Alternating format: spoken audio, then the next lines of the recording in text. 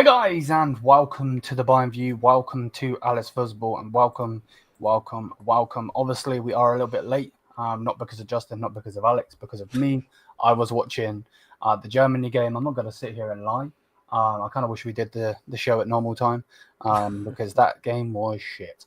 I generally think that Nagelsmann might get sacked. I'm not even joking. So it's not worth me basically having a look at it No, and watching it at work or anything like that today or nothing. no, don't No, waste your all time. right, Don't no waste your worries. time. Looks like I won't be doing that then. So, but yeah, obviously I'm here with the co-host of the show, of course. Bless up, Alex. How are you, bro? I'm good, thanks. Yeah, I didn't get to watch the Germany game, but yeah, from what you say, probably a good thing I didn't. Yes, 100%, bro. 100%. Justin, how are you, mate? Yeah, pretty good actually. Doing a lot of recordings, a couple of channels for Tottenham Hotspur fans and things like that for Xavi Simmons.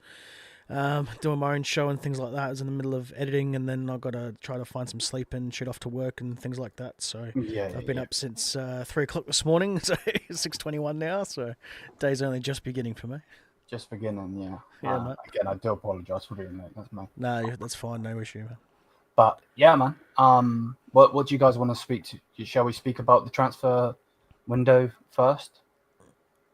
Whatever you Because like, Yeah, mate. I know there's something that I would like to touch base on when we get into there, but I think Mr. Alex will know exactly what that is, but we'll not go into that straight away.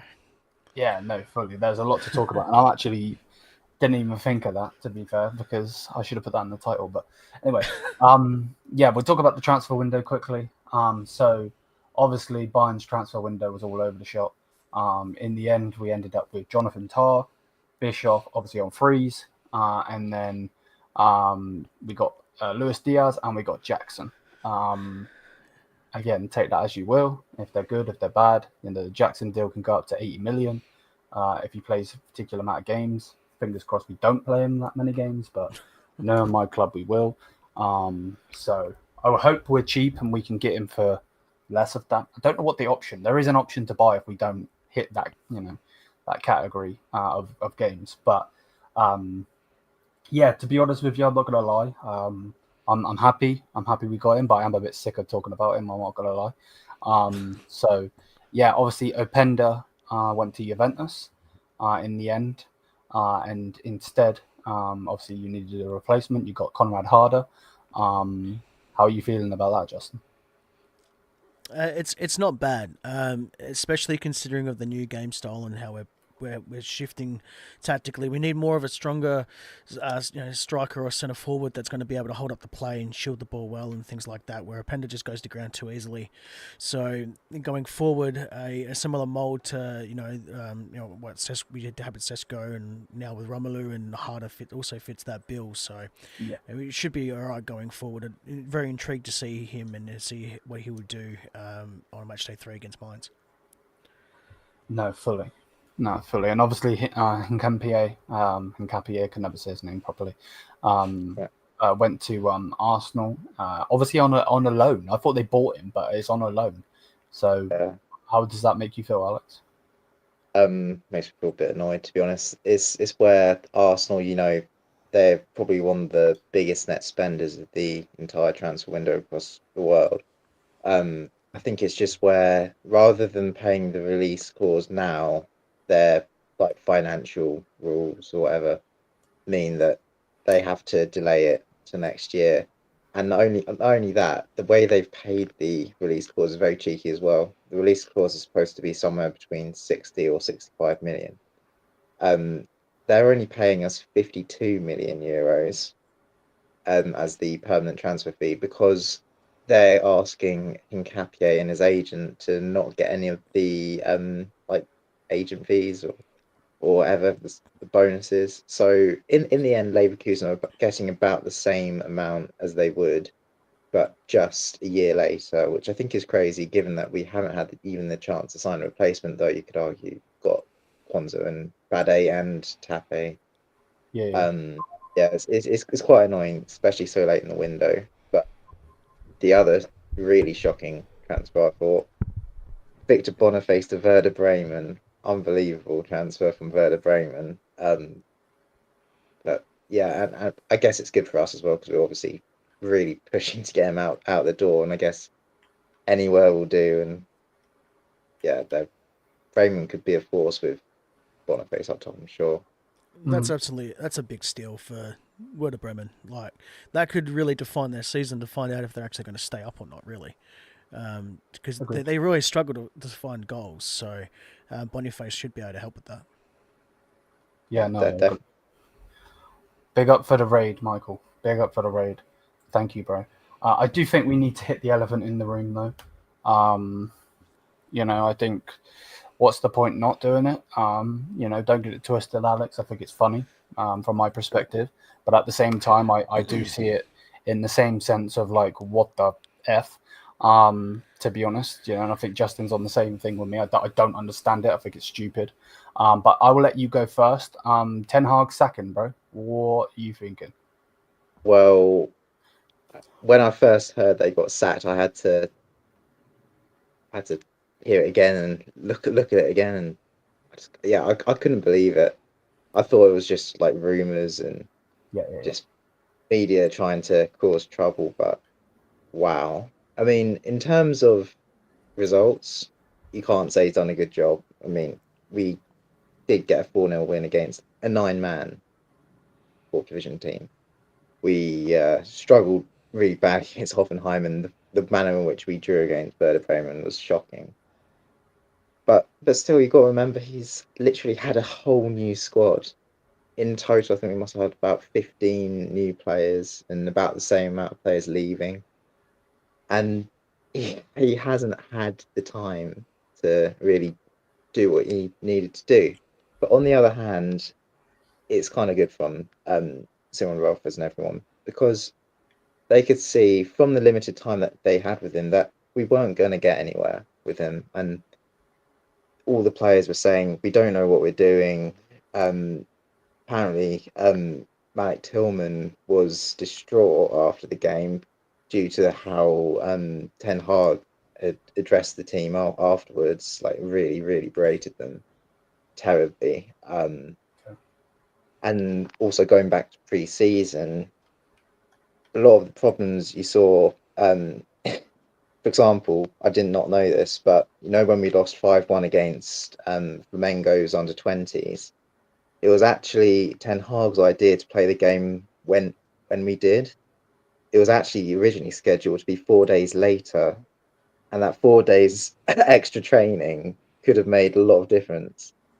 And then also got the Xhaka deal. Apparently, it had been agreed internally between the club and Xhaka that he would be allowed to go if a deal was in place that suited them. But then you got Ten Hag coming out and saying, no, Xhaka is absolutely staying, which of course everyone hated because it really undermined their authority. But of course, they got their own way in the end. Then apparently he had a terrible relationship with everyone, including the players that he brought in, and behind his back, all the senior staff are saying that he was one of the worst managers that they've ever seen.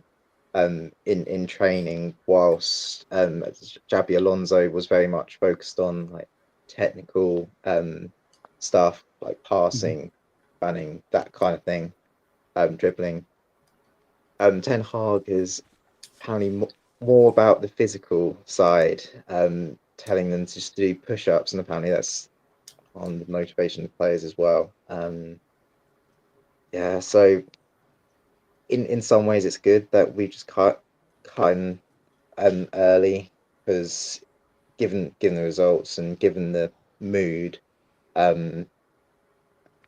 it wasn't going to get better anytime soon, and hopefully we can get a better manager in now who can give some immediate results, because whilst we have had the big change, the team is good enough.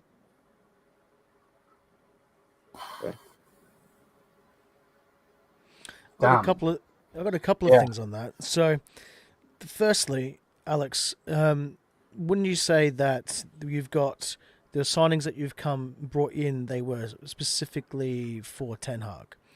So how's that going to affect with a new manager? And then secondly, with a new manager, I mean, there is some decent managers out there, but who is your ideal pick?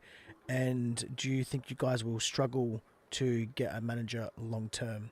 And then I guess I got a third question as well, is that do you think maybe the players I mean, I'm trying to think of the right wording here, but the players aren't mentally strong, I guess you could say, because if a manager is drilling you and so they're completely blasting you, like think of old managers like Mourinho or Ferguson, or even like current managers of like Rafael Benitez and things like that. If you can't cop a spray, if you've been put that bad, I mean, it's not always the best thing, but if you are copping a spray, like, you know what I mean, like, you just cop it on the chin. You listen to what your manager's like, especially if you're losing against a team where you shouldn't be and you get drilled. Like, you sort of got to expect that. Yeah, so first question about the transfers being for Ten Hag. I think it's not necessarily the case because Ten Hag wasn't our first choice anyway, and towards the end of the window, we were making transfers without Ten Hag even knowing, because at that point the relationship had already been broken. So, for example, Lucas Vasquez, Ten Hag didn't even know he was coming until he met him on the day he signed. Okay. That's I couldn't believe that, but it's true. And it's more about I think the transfers were for like a long-term vision rather than just one coach. Um, yeah, I guess when Kwanzaa, for example, or Tillman signed, they were signing expecting to play for Ten Hag. Yeah, that's unfortunate. They'll just have to deal with playing for another manager. And from the sounds of it, they didn't really like him anyway. Then in terms of coaches to replace him, we've been linked with so many. Basically, every coach that's out of a job has been linked. Ange Postecoglou, for example, to Xavi, who we tried earlier in the summer, apparently being rejected already by him. Raul for the Real Madrid young manager connection, but also some experienced Bundesliga names like Edin Terzic and Marco Rosa. In terms of one which I'd like, ideally I would like an experienced Bundesliga coach, but whether Marco Rosa or Terzic are the right guys, I'm not sure. Especially Marco Rose, for example, No. his No. last season with Leipzig was No. not great at all. And yeah, Terzic, I guess he's dormant through and through. How we'd feel to move to one of their big rivals, I'm not sure. But yeah, the main thing is that apparently we're gonna stick with the three at the back formation. The guy probably has to speak a good degree of Spanish and also know the Bundesliga. So the manager that combines the three will probably be our end goal. I guess Raul fits that bill, playing for Schalke, but does he have the experience to get the immediate results? Because if they're not going to give Ten Hag more than 3 games, they're not going to give it to a guy who's not even managed a senior team yet. So, and then what was your last question? Remind me, sorry. It was about like the players copying a spray. Like, do you think that maybe they're like just mentally weak or something like that? I'm not saying that copying a spray or being yelled at or something specifically is relatively good, because sometimes when you get yelled at, you just completely switch off and you're not digesting the information. Yeah. But it's warranted in some old-fashioned managers and strong managers with strong personalities. So, do you think mainly the players were just like weak or something, or shocked or something like that? Like, because it's going to happen sooner or later. Like, you expect when you do a poor performance that your manager's going to rip into you at least a little bit.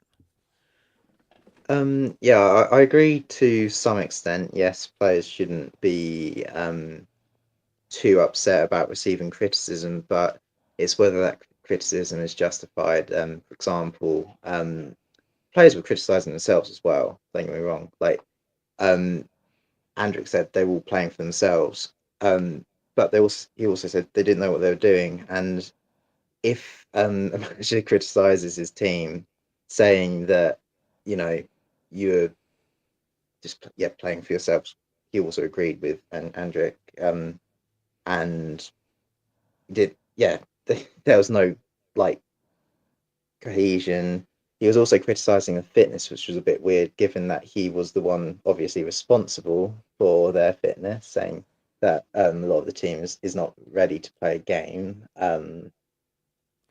Like you can, if for example, if someone gives you a clear plan of what to do, and you do it wrong, yeah, sure, and then he gives you advice on how to do it better, fine. But it wasn't the case. He didn't give clear instructions. He wasn't interested in improving things. He was more about making excuses for himself and um, blaming what he had. Um, it's bad craftsman blames his tools, and he was blaming the players rather than reflecting in himself. And I guess whilst the players, yeah, they know they could do better. They all knew they could do better, but to have a manager not looking at himself saying I could do better, that was probably where a lot of the resentment came from, I imagine. Yeah, and don't forget these are the guys that have built their entire legacy on mental strength, coming back from behind, it coming out with one of the all-time Bundesliga seasons because of their mentality. To go from Xavi Alonso to Ten Hag, it's totally different. Totally different. Apparently, he didn't even give a pre-match team talk for the game against Hoffenheim because he didn't think it was necessary. Whereas, of Okay, course, right. yeah. Whereas because Alonso, you could see he was like a big brother to the team. Totally different style. Hmm. Out of Eden Terzic and Marco Rosa, which one would you specifically, if you had to pick, like they were the only two options, which one would you pick and why? Edin Terzic and Rosa. Well, Yeah. neither would be my ideal choices, but I'd probably say Edin Terzic, because I know when every time we played Dortmund, Terzic teams are very, very difficult to break down. Um, at the same time, Rosa brings a lot more experience. Brings a lot more experience, and if we get the Gladbach Rosa, that would be excellent. Um, but yeah, he's more of a manager on the decline, whereas Terzic is a manager on the rise, and hopefully, the club gives him time and resources. Like every time he's been at Dortmund, he's done a decent job. He's done a semi decent job. Well, yeah, in his last season, I guess he wasn't so good, but his first season he certainly was. But he was only ever like an interim kind of guy. If he was given the big job full time, would be interested to see what he could do. Um, Unfortunately, the manager which we really wanted to get, Fabregas, he's not going anywhere anytime soon. Anything else would be just, I guess we have to take him, but yeah, it's really hard because obviously all the managers out of a job now are out of the job because they've done Yeah. poorly for whatever reason. It's Yeah, just and that's exactly right. Like, yeah. if Fabregas was staying at Como, because even we were linked with Fabregas at the beginning of the year as well, and then for me, like I agree with you. I would rather isn't Terzic than Marco Rosa. However, if you were going just by like a short one-term deal or something, like as in like the 1 year or something, or just until January or something, I would say Marco Rosa wouldn't be a bad option. Only for the simple fact of he's always seemed to done well in his first year or two, and then he's just been terrible.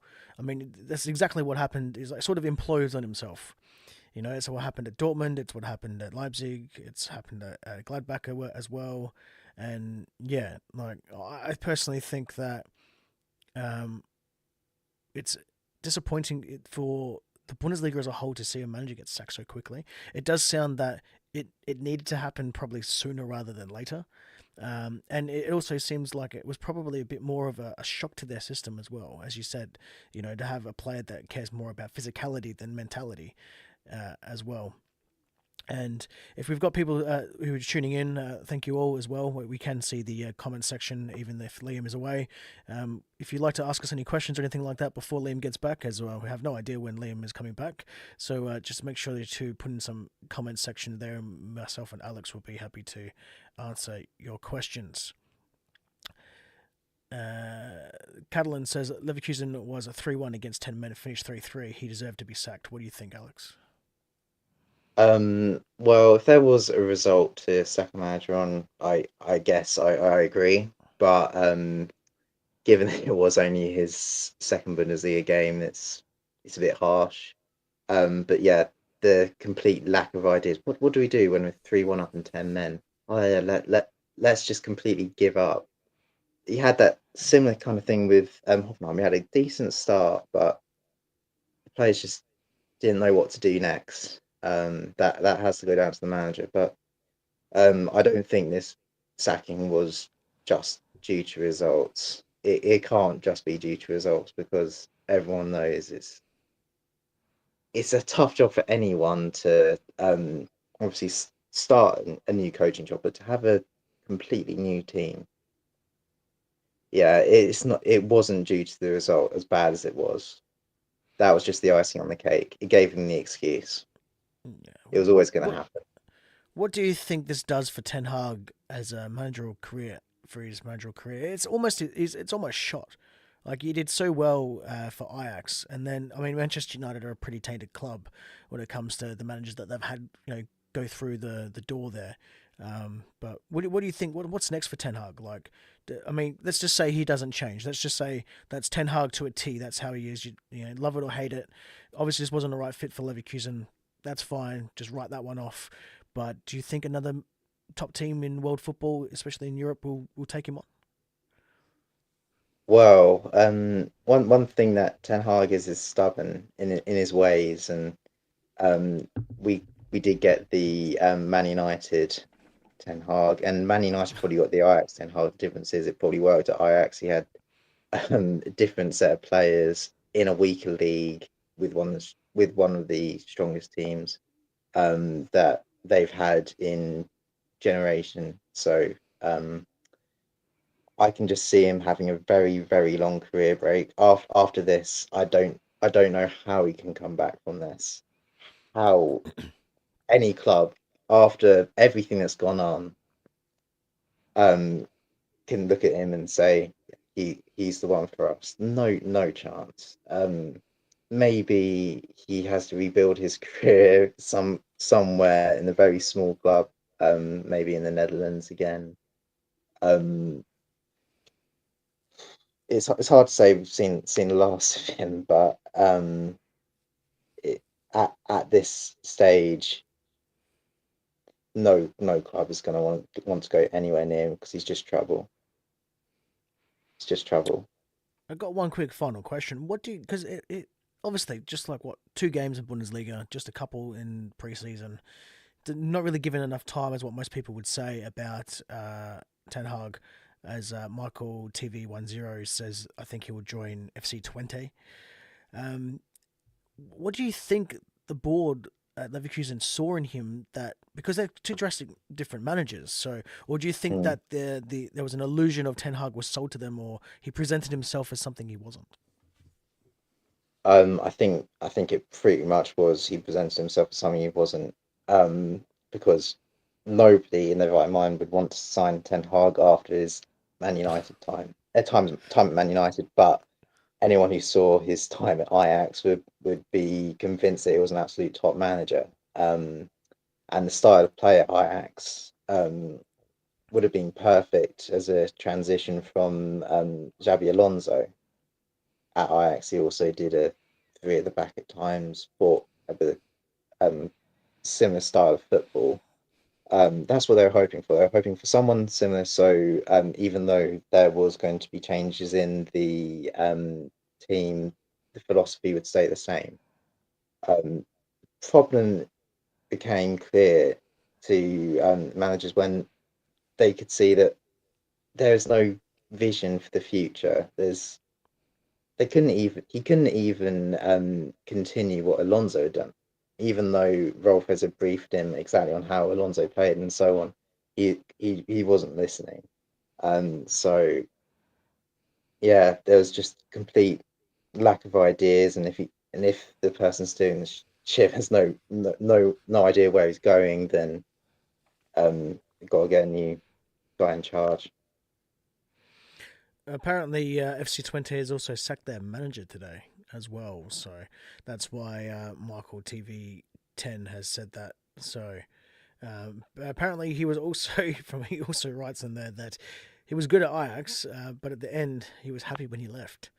So even mixed messages there. I'm not too sure if Michael's an Ajax fan or what there, but it is interesting to see that. And while we're still waiting for Liam to come back, I don't know, maybe he's gone to the toilet or something. Who knows? What was your on match day 2 of the Bundesliga? What was your most surprising result? I mean, we'll touch base into that most likely later on, but just to keep the conversation flowing. Yeah, I'll probably say, well, one of the most surprising results in the end, probably by Leverkusen versus Bayern. Besides that one. Besides that one, St. Pauli did very, very well against Hamburg. I particularly liked their winger. It's quite a long name, wasn't it? He looked insane. Other results,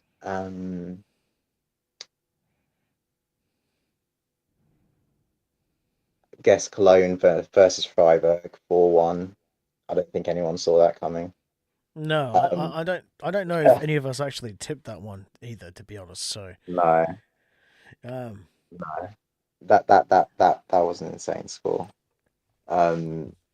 Yeah, Freiburg completely capitulated in that one, and yeah, it's just good counter attacking, I guess, from Cologne.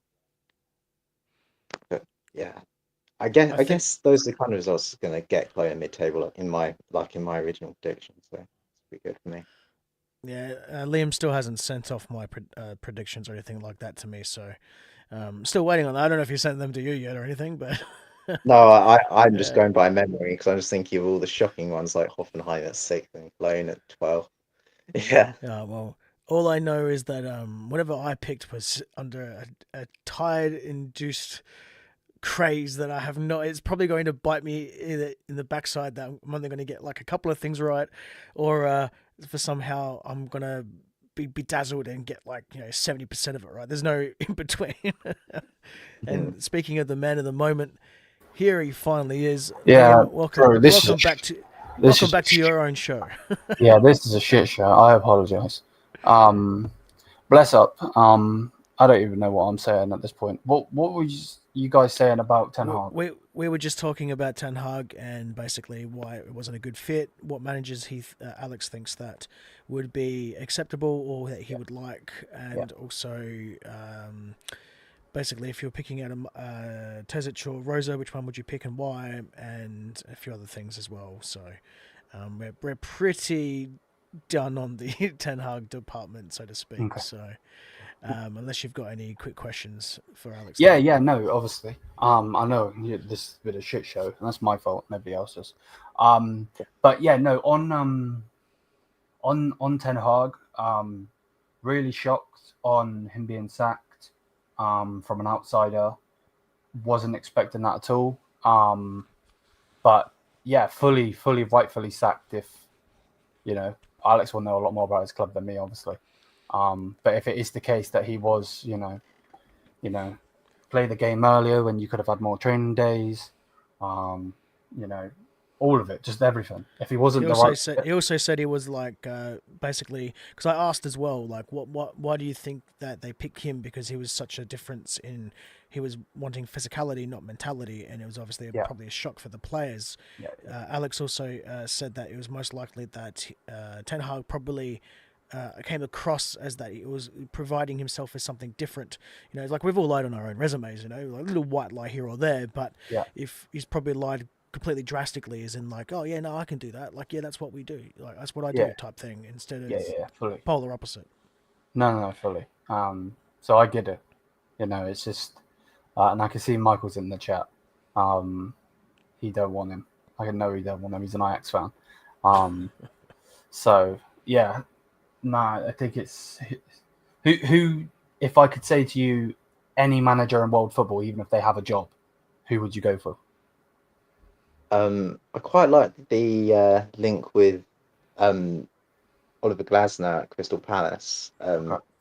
There was a very brief link when Gahey was on the verge of leaving. If Gahey had left, there's a very real possibility that Glasner would go too. But yeah, to be honest, anyone available, though, actually available, it's just going to be, we'll just have to take whoever we can get. There's no one who particularly excites me, but I just want a coach that knows what he's doing and can get some early results and get the team behind him and get us back to where we should be. No, I'm with you. I'm with you fully. Again, bonkers, absolutely bonkers that he was sacked. But again, if he wasn't the right fit and he was doing mad shit, then I understand it. I just feel bad for the players that were brought in for him, if that makes any sense. Not saying that it's like a shit club or anything like that. You're really, really well run, even though I don't like to say it. You are. And, again, it's a bit peak. But, hey, whoever you get, I'm sure is going to be good. I was enjoying the downfall, but I didn't know it was that much of a downfall. You know what I mean? Like, to the point where, like I just thought he's going to have a bad start, from these two Bundesliga games. Preseason's preseason. I've seen teams in the past lose the preseason games like that. You know what I mean? Because that just is preseason. But like going into the first two games and everything, and then it's like, oh, okay, what's going on here? And then he's sacked, and I'm like, nah, that's stupid. Why have they sacked him? But now you've said everything. Yeah, it makes more sense. But yeah, shall we do our Bundesliga predictions? Yeah, man. Let's get into it. So let me go over to Canada quick. So obviously, we did our predictions last week. Just because we're not haven't got as much time this week, because obviously I started the show. Can't even speak English today. Started the show late, trying to mix words together, and then obviously I've barely been on this one, which again I apologise for. I will just say what we said, and then we'll go from there, rather than going through it, if that's okay with you guys. Right. So let me scroll up. Okay, so it started with Hamburg. So the first game was Hamburg versus St. Pauli. St. Pauli won 2-0. Hamburg got a red card. So Alex said it would be 3-2 Hamburg. I said it would be 4-2 Hamburg, and Justin actually said it'd be 2-1 St. Pauli. So yeah, Justin obviously got the correct winner. Obviously not the right score, but yeah, I'm gobsmacked on that one, to be honest with you. If I'm being frank. Then again, I've got all of these records, by the way. I've got all of these records, so don't worry about that. And I can put them in our group chat that we've got on WhatsApp as well, if needs be, if you want me to. Then it was Hoffenheim versus Frankfurt. So the score was 3-1 to Frankfurt. I said 4-1 to Frankfurt. So I was nearly right. Got the right winner, but not the right score. And then Justin said 2-2, and Alex said 3-0. So yeah, Alex got the right one as well. I fully understand why Justin went with a draw. Fully understand that. Obviously them both getting wins in the first match day. Then Leipzig versus Hoffenheim. Nope. Heideheim. Sorry, I said the wrong name. I actually got the score bang on. I said 2-0. You guys won 2-0. Obviously, both you guys said 2-1. So again, right winner and everything. I'm actually really surprised I got that score right, to be honest. If I'm I was being, actually surprised, to be honest, as well. Like, yeah, for us to actually not concede, I mean, Peter Calciio did fantastic, but also our defensive this shape as well was a lot better. man said person with the least amount of points does a forfeit at the end of the season. See, I would do that personally, but I don't want to put peer pressure on either of these guys because that's not fair. Does a forfeit of what? I don't. That's Yeah, exactly like, yeah, I mean, exactly, because yeah, we can speak about that off camera anyway. If it is whatever. Then we've got Leverkusen Werder Bremen, or Werder Bremen versus Leverkusen, 3-3. Justin said 3-2 to Leverkusen. Alex said 2-2. I said 3-1 to Leverkusen. Me and Justin got the right winner and goal-wise, but obviously wasn't expecting it to be a draw. Well, not winner, sorry, there wasn't a winner. There was a draw. So, yeah, there's that. Did I change my result? Did I say 3-2 or something? Yeah, you said 3-2 Leverkusen. That's right. That's right. Yep. Yeah. I've got it written down here 3-3, but I don't have any mark next to it. I'm like, hold on, that doesn't make sense. That was the actual score I wrote. Yeah, 3-2. Yeah. So yeah, you're being horrible if you. And then yeah, this was the one that you guys were laughing at me because obviously I'm hate watching Stuttgart. So Stuttgart won 1-0. So we got Alex said it's going to be 1-0 Mönchengladbach. Justin said it was going to be 2-2. And then I said it's going to be 5-0 Gladbach. That, you guys are laughing at me, which, yeah, that now would definitely look like a clown. But yeah, that was just generally out of hatred, to be honest. Yeah. Hey, it is what it is. Then the game after that was Augsburg versus Bayern, Bavaria derby. Who got that bang on? Alex got that bang on. 3-2. So yeah, there Alex got that. Justin said 5-2 to Bayern, and I said you guys 3-1. were shit. You didn't score enough. Yeah, no, we were shit. I agree with you. We should have scored more goals, and I actually thought it was going to be 3-3 in the end. I thought it was going to be a draw. We bottled it, absolutely bottled it. We won in the end, but we did bottle it. We should have won by 5-0, to be honest. But it's always the case. Augsburg are a good team. So then Wolfsburg versus Mainz, 1-1 draw. So yeah, I got this bang on, 1-1 draw. Anyone would say I was quite good at this, to be fair. So yeah, there's that. Then Alex said a 2-1 to Wolfsburg, and Justin said 2-2. So yeah, there's that one. And then again, apologies for the people if any of you guys don't understand why we're going through this as quickly. It's because I was late to the show. Justin's got to get a bit of sleep because he's in Australia before work and everything. And it's 10:30, and we normally finish the show at 11. And yeah, it's my bad. Man said enjoy Jackson, Liam. You're a fraud, bro. Big up, TUTTO CALCIO. Bless up, Gio. Yeah, it's peak. Right, let's get into the next game. So next game was Dortmund versus Union Berlin. Now, I didn't get this one right.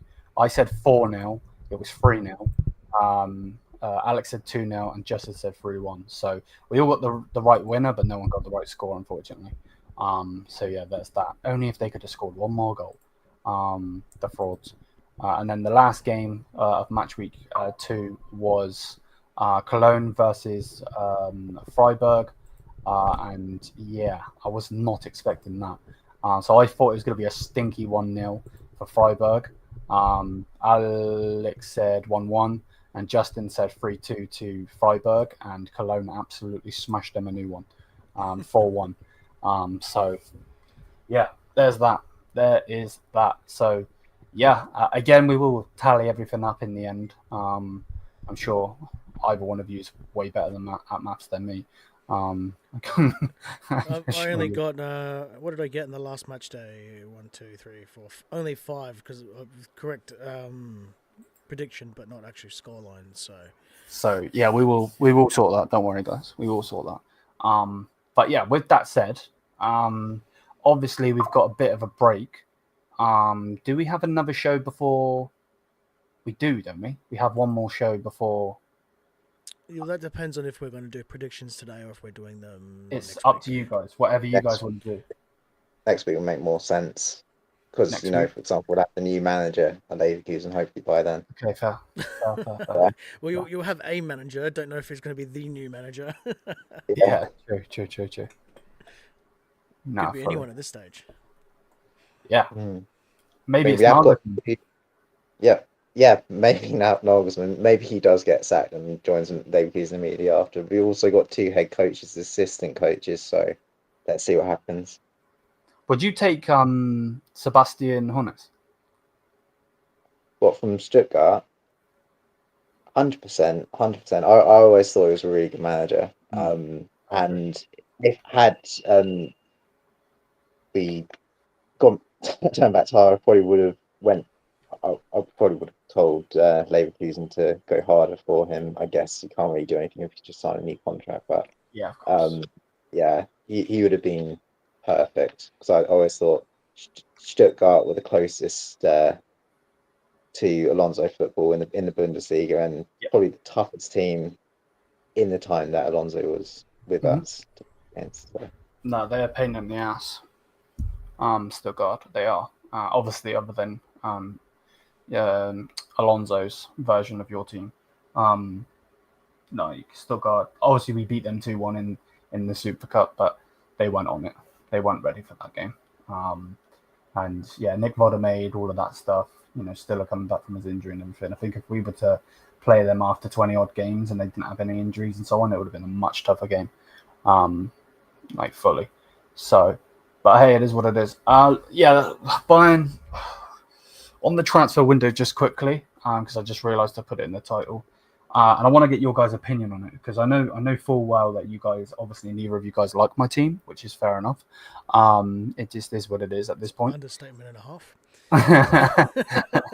But what do you guys think of us putting in an offer for Lookman?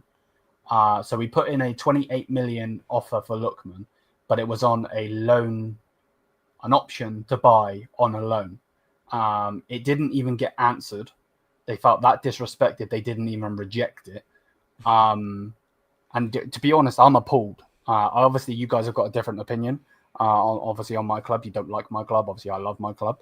But like, yeah, I'm appalled by it. Just so you know before you answer, because like, yeah, cool. We think we're big dogs. But like, to put in that offer when Inter are putting 44 million or whatever it is, it's just ludicrous to me. But yeah, Justin, I'll start with you, bro. What did you think, or what do you think now that I've told you?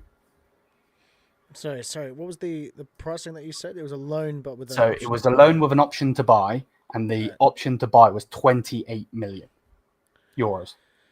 I mean, I guess you can sort of see where they're coming from. I mean, I don't have the actual market value up on at the moment, but if they're asking for 44, maybe like a, you know, like 34, 32 or something like that. Even, I mean, I know with option to buys, they're set in stone, like you can't change it once you activate it. But it could have been something maybe a little bit more higher just for negotiation wise, you know. But obviously you'd also have to be prepared for them to go, yeah, we'll take that as well. So I can see both sides of it as well. I mean, you got to look at the value and what you want to pay as a backup player, basically. Not someone who's going to be starting all the time.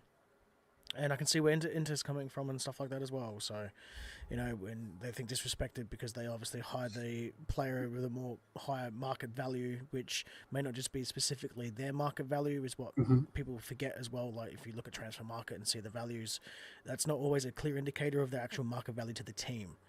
Yeah, no, fully. Because they could be a crucial player or an important player or something like that, which then that 60 million euro player might now be 70, 80 million euros. So, yeah.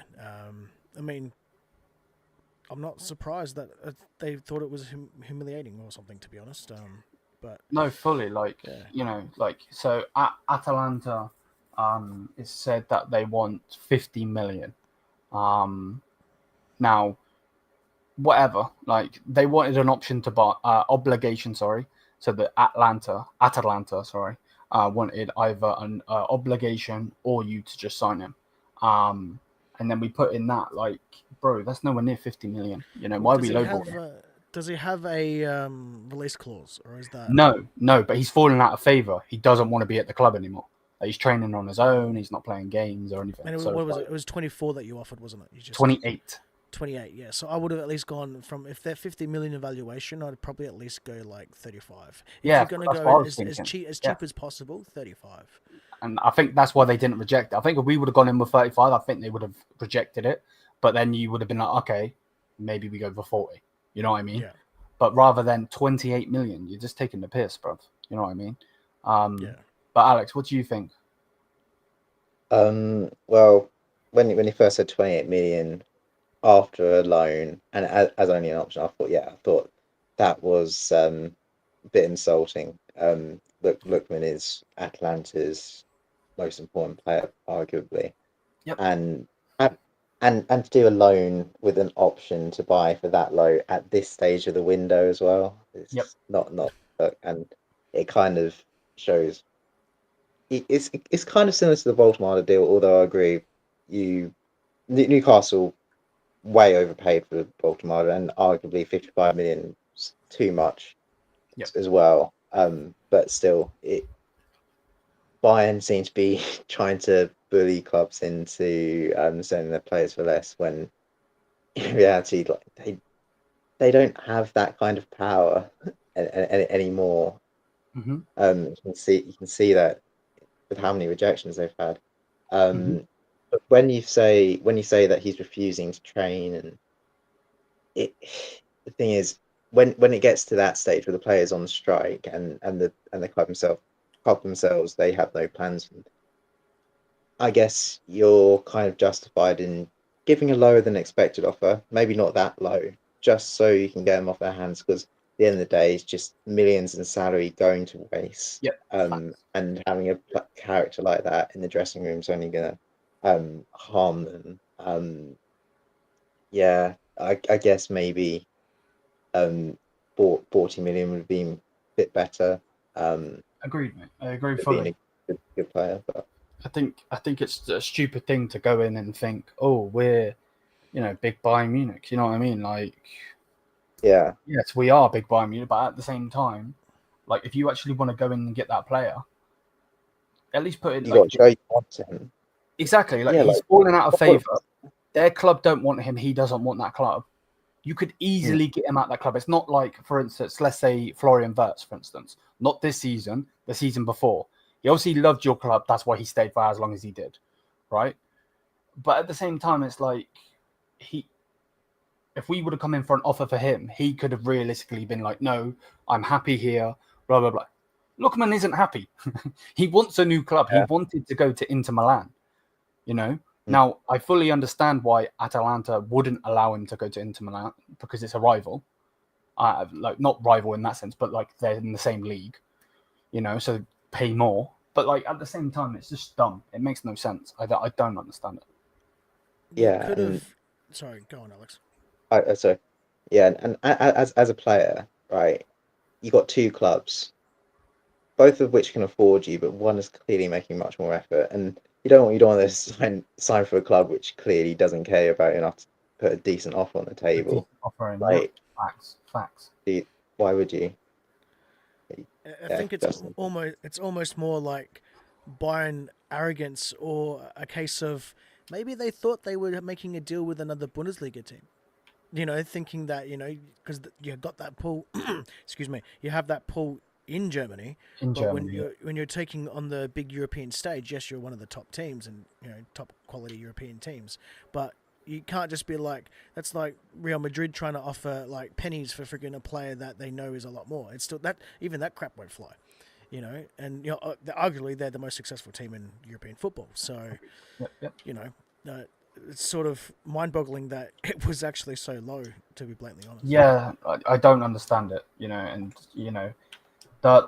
this is why Max Erbel needs to go. He needs to go. I love Erbel, man. He's top quality. No, I know you love Erbel. I know you love it. But yeah, I made this poster. They want it. Extremely dangerous. And they all need to go. They're all frauds. Every single one of them on there. they're just, and like even with the Anthony stuff, we tried to go in for Anthony when the deal was 95% done. 95% done, and we offered him double the money. Like, So what did you guys see in Max Oberl anyway? Because this is the thing, right? Is if you look at how RB Leipzig is structured, right? If your director of football is that, if you know their shit when Bayern take them, you know their shit when they go to a different team, especially in the Bundesliga or something, than another Red Bull team. So what happened is that our ex managing director Ruven Schroeder went to just a sister club, went to RB Salzburg. yes, So that shows that they're not totally shit. They're just not good for the current job role. So Max Oberl just completely out of the whole system. Yeah. So didn't even go to New York Red Bulls. Like he was bad. He was bad. Like I fully don't understand what we are doing. Like he's terrible. I think because they seen him get Openda, because they seen him get Xavi Simons, they obviously must have thought he was good. I don't know. I honestly can't tell you. I'd be lying to say that I could tell you what's going on, but he needs to go. There was a rumor after the window shut, because I did a 20-hour stream. Bless up for coming on, Justin. That was nuts. It was, 20-hour stream in one go. Was a bit mad, but whatever. And yeah, after that, it come out saying that he might walk. Yeah, he ain't walking. I can tell you that right now. It's not happening. It's just not happening. So yeah, I don't know. I really don't know. I think eventually, this will hurt Vincent Kompany. They will sack Vincent Kompany, I'm sure. And then maybe they get rid of him. Yeah, and then it was the bad thing to get rid of him or something. And then eventually they go and get rid of Max Oberl, because it's easier to get rid of Max Oberl than it is to get rid of Uli Hoeneß. I don't think we get rid of, and I don't say this in a bad way. I am Uli out. I do want him out. I think it is time for him to go. I respect everything he's done for this club. Without him, the club isn't where it is, and that's fact. Even though he has cost us some deals, but for me personally, it's time for him to go. But yeah, I don't know. Man said trust the process. Are you mad? This guy. You're a fraud, Callum. But yeah, that generally is what's happening in that concept. So yeah, we move. But yeah, I don't really have anything else to say if I'm being honest with you. Like on my club anyway. Because of the shit. RBL. Yeah. Like Germany shit in the. You obviously didn't know what that one was, Liam, because I was expecting some backlash. To be fair, I didn't hear you. What did you say? I said Immer RBL. Always RBL. That? Always RBL. It just goes off. He's gone. Yeah. Bruh. Yeah, I'm definitely not saying that, mate.